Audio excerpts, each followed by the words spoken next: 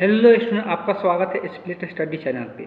आज हम लोग पीएच स्केल के बारे में जानेंगे। इससे गवर्नमेंट कोई भी आप गवर्नमेंट जॉब का तैयारी कर रहे हैं, हर एक एग्जाम में क्वेश्चन देखने को मिलता है पीएच स्केल से। पीएच स्केल बेसिकली होता क्या है? तो पीएच स्केल एक ऐसा स्केल है जो बताता है कि कोई भी पदार्थ अम्लीय है या क्षारीय है या उदासीन है। पीएच स्केल ये कलर के हिसाब से बताता है। किसके हिसाब से बताता है? तो कलर के हिसाब से बताता है कि कोई भी पदार्थ अम्लीय है कि क्षारीय है कि उदासीन है। अगर हम लोग बात करेंगे, इसमें स्केल जो रहता है 0 से लेके 14 तक यहाँ पे स्केल आपको देखने को मिलेगा। कहाँ से? 0 से लेके 14 तक आपको देखने को मिलता है। अगर हम लोग बात करते हैं, अगर किसी का pH 7 बताया जा रहा है, मतलब वो कैसा पदार्थ है? उदासीन पदार्थ है। देखिए 3 प्रकार का हम लोग पदार्थ देखने को मिलता है। या तो कोई पदार्थ अम्लीय हो सकता है, अम्लीय को इंग्लिश में हम लोग बोलते हैं एसिडिक हो सकता है, या कोई पदार्थ क्या हो सकता है? उदासीन हो सकता है। उदासीन हो सकता है, उदासीन को हम लोग न्यूट्रल कहते हैं। कोई पदार्थ क्या हो सकता है? न्यूट्रल हो सकता है। या तीसरा कोई पदार्थ क्या होता है? क्षारीय होता है। क्षारीय को हम लोग अल्कालीन कहते हैं, या बेसिक भी इसको हम लोग कहते हैं। अल्कलीन कहे या इसको हम लोग बेसिक भी कहते हैं। ठीक है, तो ये 3 प्रकार के पदार्थ देखने को मिलता है। जो खट्टा लगता है वो अम्लीय होता है, जो कड़वा लगता है वो क्षारीय होता है, और जो दोनों में से कुछ भी नहीं लगे तो उदासीन होता है। 3 प्रकार के पदार्थ देखने को मिलता है। तो उसको चेक करने के लिए हम लोग पीएच स्केल का यूज करते हैं। अब देखिए, अम्लीयता अगर 7 के करीब रहेंगे तो उदासीन रहेगा, और 7 के करीब अगर 6 आते हैं तो अम्लीयता उतना ज़्यादा नहीं होता है। लेकिन जैसे नीचे की आते हैं तो अम्लीयता शक्ति क्या होते जाता है? बढ़ते जाता है। मतलब जितना पीएच मान कम रहेगा उतना ज़्यादा वो अम्लीय पदार्थ होगा, और जितना पीएच मान अधिक होगा उतना ज़्यादा वो क्षारीय पदार्थ होगा। मतलब 7 के करीब रहेंगे, 8 और 9 रखेंगे तो इसका क्षारीयता क्या होता है? कम होता है। जैसे जैसे बढ़ेंगे उसका क्षारीयता क्या होने लगता है? बढ़ने लगता है। अब कौन सा उदासीन पदार्थ में जाए तो कौन सा एग्जाम्पल लिया जाता है? तो जल। जल जो होता है वो उदासीन होता है, उसका पीएच मान कितना होता है? 7 होता है।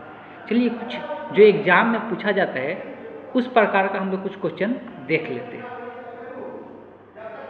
अगर बहुत सिंपल क्वेश्चन पूछता है तो ये पूछा जाता है कि अम्लीयता, उसको भी अम्लीयता पदार्थ दे देगा, उसका पीएच पूछेगा। तो अम्लीय पदार्थ का जो पीएच होता है 0 से लेके 7 के बीच में होता है। अम्लीय पदार्थ का जो पीएच होता है, और कोई उदासीन पदार्थ है तो उसका पीएच याद रखना है 7 होता है।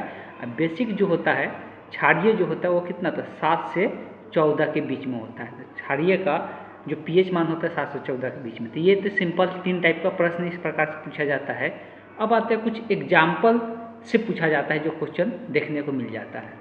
अगर एग्जाम्पल से बात करेंगे तो यहाँ पर आप देख सकते हैं, जो अगर अमाशय रस जो कि हाइड्रोक्लोरिक, अब कभी कभी अमाशय रस लिखेगा या हाइड्रोक्लोरिक अम्ल भी लिखा जाता है। तो हाइड्रोक्लोरिक अम्ल जो होता है वो अमाशय रस होता है, जिसका पीएच मान कितना डायरेक्ट पूछा जाता है, इसका पीएच मान एग्जैक्ट कितना होता है? तो 1 होता है।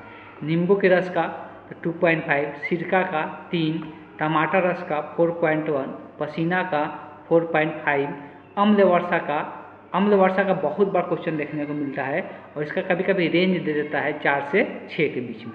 तो ये 5.6 होता है। पेशाब का 6 होता है, दूध का 6.5, दूध का भी बहुत बार देखने को मिलता है, तो दूध का 6.5, और शुद्ध जल का याद रखना है 7 होता है।